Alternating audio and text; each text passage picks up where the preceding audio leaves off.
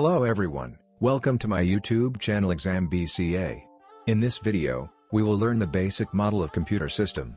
We will understand input unit, process unit, output unit, and also see how a command is processed step by step inside the computer.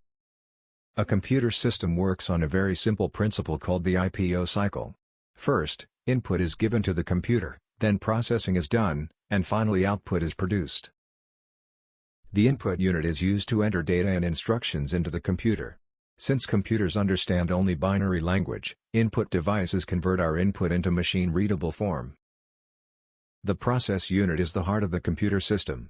It processes the input data and converts it into useful information using CPU and memory. CPU is called the brain of the computer because it controls all activities. It executes instructions and performs processing with the help of ALU and CU. ALU performs all mathematical calculations like addition and subtraction.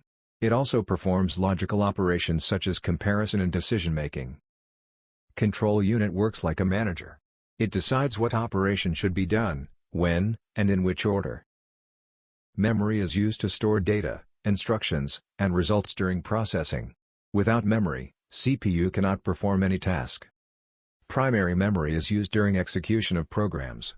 RAM is volatile memory, while ROM is non-volatile. Secondary memory stores data permanently.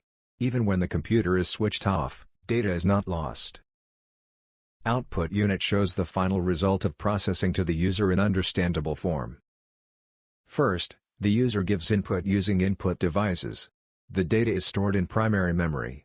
CPU fetches the instruction, CU controls it, ALU performs calculations, and finally the result is sent to the output unit.